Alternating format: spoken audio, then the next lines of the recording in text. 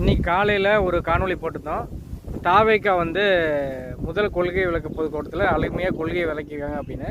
அதுக்கு வந்து சொல்லியிருந்தாங்க, மழை நிற்க வேணாம்னு சொல்லியிருந்தா வீடியோ போட்டோம், மழைக்கு எதிராக பேசுகிறாங்க அப்படின்னு. அதுக்கு வந்து அவங்க சொல்லியிருந்தாங்க, ஒரு சிலர் கமெண்ட், வெத்தலை வாக்கும் தேங்காயும் அப்போ வச்சு கும்பிட்டா வந்து மழை நின்று போயிருமா அப்படின்னு சொல்லிட்டு கேட்டிருந்தாங்க.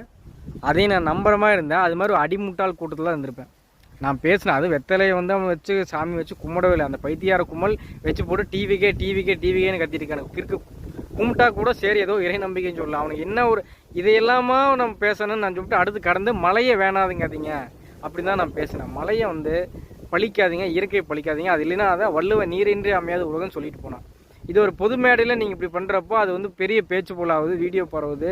அது அவங்க அங்கே கூட்டத்துக்கு வந்தவன் என்ன நினைப்பான், ஓ இப்படி பண்ண மழை இப்போ மழை தேவையில்லைன்னு நினைப்பான். இது மழை இல்லைன்னா நீ வாழ்ந்துருவ, போரை போட்டு இடத்தையும் போட்டு. இந்த இயற்கைகள் எப்படி மரஞ்செடி கொடிகளே வரும், போரை போட்டு மேலே உறிஞ்ச தண்ணியில், அது வேறு கதை. இருந்தாலும் இந்த மரஞ்செடி கொடிகள் எப்படி வாழும், இதெல்லாம் கொஞ்சம் யோசிக்கணும். அனைத்து உயிருக்காக, மனிதருக்காக மற்றும் அனைத்து உயிருக்காக பேசுறங்காட்டி தான் நாம் தமிழர் கட்சியில் உண்மையாலும் நான் வந்து மரத்தோட பேசுகிறேன், ஆடு மாடோட பேசுகிறேன், உயிர்களோட இயற்கையோடு பேசுகிறேன், காற்றோட பேசுகிறேன்.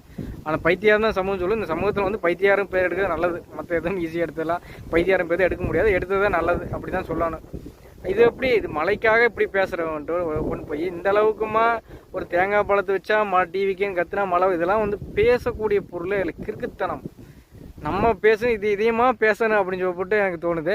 இதை வந்து என் கூட பயணிக்க யாருமே இதை விமர்சனிக்க மாட்டாங்க, இப்படி ஒரு கேள்வி கேட்கக்கூட யோசிக்க மாட்டாங்க. ஏன்னா நம்மளுடைய இது தெரியும், நம்ம எதை நோக்கி நம்மளுக்கு பிச்சுறான பேச்செல்லாம் தெரியும். சில கிறுக்கு கமெண்ட் போடுறாங்க, அவங்களுக்காக பதில் சொல்ல வேண்டியது இருக்குது, அதுக்காக தான் சொன்னேன்.